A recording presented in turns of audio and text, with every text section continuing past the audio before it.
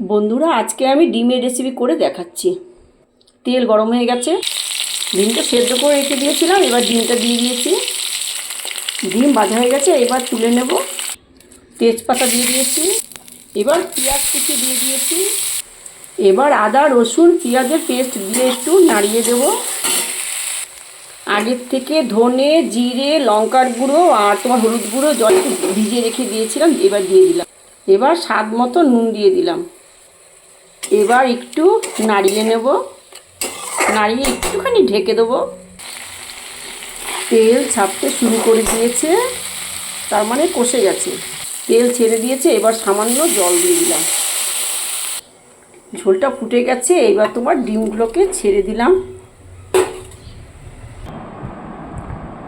এই ডিমের কষা এই রেডি হয়ে গেছে বন্ধুরা।